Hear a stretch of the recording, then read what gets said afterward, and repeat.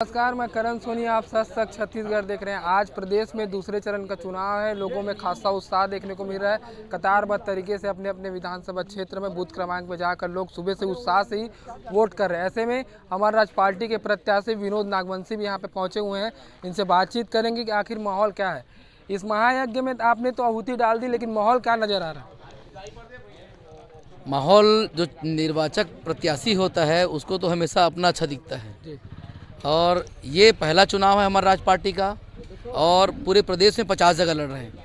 हमारा अधिकार और संविधान का जो मुद्दा है, संवैधानिक जो मुद्दा है, प्रदेश में सब लोग पसंद कर रहे हैं, एक विकल्प चाह रहे हैं। बार बार दोनों राष्ट्रीय पार्टी को वोट देकर लोग परेशान हैं। आज ओबीसी समाज, ट्राइबल समाज, एसी समाज जो इस प्रदेश में बहुसंख्यक है, अपने संवैधानिक अधिकार के लिए तरस रहा है। आज अगर बालोद की बात करें तो 800 करोड़ के डीएमएफ के बाद जो विकास नहीं हुआ है वो एक चिंतन का विषय है। लोगों में जब ये बात को रख रहे हैं तो लोग विश्वास कर रहे हैं, विकल्प की तलाश कर रहे हैं। हम एक विकल्प बनकर आएंगे, ये विश्वास है हमको। बालोद संजारी में ये माना जा रहा है कि त्रिकोणीय मुकाबला होगा। मीना सत्यन साहू, कांग्रेस और भाजपा, बाकी सब वोट काटने के लिए खड़े हैं। इसको कैसे देखते हैं? निर्दलीय प्रत्याशी अगर त्रिकोणीय में आए तो राज पार्टी तो बिल्कुल चतुष्कोणीय में रहेगा। लोगों का मानना कुछ भी हो सकता है, लेकिन सच्चाई अगर कोई पार्टी विकल्प बन के आ रहा है उसको स्वीकार सब कर रहे हैं। और अफवाहों की बाजार कैसे गर्म होती है हम सबको पता है। राष्ट्रीय पार्टी अगर किसी निर्दलीय के लिए चर्चा कर रहे हैं तो कहीं ना कहीं ये चीज़ें समझ में आती है। एक विकल्प हमारा राज पार्टी है जो सामाजिक समीकरण के साथ एक मजबूत तरीके से अपना अस्तित्व में आ रहा है और पहचान बना रहा है। भाजपा और कांग्रेस ने महिलाओं को साधने के लिए 2 योजना लगाई, लेकिन हमारा राज पार्टी ने उनको काउंटर क्यों नहीं किया? महिलाओं को हमारा राज पार्टी किसी के बयान में जाने के बजाय अपना काम करने में विश्वास करता है। हम स्वसहायता समूह का पूरा ऋण माफ़ करते हुए उनके लिए भवन बनाने की बात किए। वृद्ध एवं निराश्रित परतक्या विधवाओं के लिए 1000 पेंशन गारंटी के साथ। और आज हम जहां भी जाते हैं महिलाएं आवास के लिए आवाज़ उठाती। 23 साल में दोनों पार्टी ने किया क्या है? हम आवास का 3 लाख देने का वादा करते हैं। और अगर सामाजिक स्थिति पर कोई चीज़ आ रही है तो हमने मानते हैं कि अगर छत्तीसगढ़ को अगर गरीब जीत कहा जाता है तो कहीं ना कहीं वहाँ की महिलाएं परेशान होती है।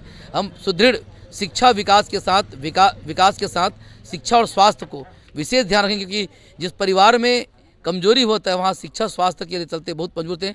हम बालिकाओं को जो भी कॉलेज जाएंगे उनको ई स्कूटी देने का एक संकल्प लिए हैं। ये एक ढांचागत आधारभूत हम बात कर रहे हैं, खाली लफाजी देने का हमारा मकसद नहीं है। हमारा राज पार्टी एक मजबूत ढांचे के साथ प्रदेश का विकास करना चाहती है, इसमें विश्वास करते हैं। आप एक प्रदेश पदाधिकारी भी हैं, प्रदेश में क्या माहौल दिख रहा है? कितने सीट पर आप उतरे? कितने पहली बार चुनाव लड़ते हुए एक सामाजिक समीकरण के साथ अगर हम प्रथम बार में 50 सीट लड़ रहे हैं, ये एक चैलेंज हमने स्वीकार किया। बस्तर से लेकर सरगुजा तक, सरायपाली से लेकर खुज्जी तक, और एक मजबूती से आज हमारे बीच 4 महिला प्रत्याशी में 2 जिला पंचायत सदस्य हैं जो चुनाव लड़ रहे हैं और जीत के आएंगे। उसमें एक वकील भी है। ऐसा अगर हम देखते हैं तो हम एक गृहिणी से लेकर जिला पंचायत वकील को उठा रहे हैं। और हमारे साथ सामाजिक रूप से सारे मातृशक्तियाँ को विशेष ध्यान रखें। और महिलाओं के लिए हमने 50% आरक्षण तय किया है सरपंच में, पंचायत में। मतलब जो सबसे नीचे का, अगर वहाँ 50% तो कहीं ना कहीं हम महिलाओं को बराबर मानते हैं। और सच है कि इस प्रदेश में अगर ट्राइबल क्षेत्र की बात करें तो महिला वोटर्स पुरुष की अपेक्षा ज़्यादा है। हमारा पूरा सम्मान महिलाओं के लिए है। छत्तीसगढ़ में आरक्षण को लेकर लगातार आवाज़ उठाई जाती है, लेकिन आरक्षण की मांग आज तक पूरी नहीं हुई। किस तरीके आरक्षण को देखते हैं और किनको कितना प्रतिशत मिलना चाहिए आरक्षण? अगर नीयत साफ हो सरकार की तो कोई बात में कोई कमी नहीं हो सकता। संवैधानिक उपबंध 16(4)(1) के विरुद्ध में अगर कोई सरकार काम करे तो उसको तत्काल खारिज करना चाहिए। 16(4)(1) कहता है कि जनसंख्या अनुपात में शैक्षणिक और नौकरियों में उनकी सहभागिता होनी चाहिए। आज प्रदेश के मूल समाज 93% समाज अगर नग्न अवस्था में भी प्रदर्शन करने के बाध्य है और सरकार मुख बधिर बैठी हुई, तो कहीं ना कहीं लगता है षड्यंत्र है।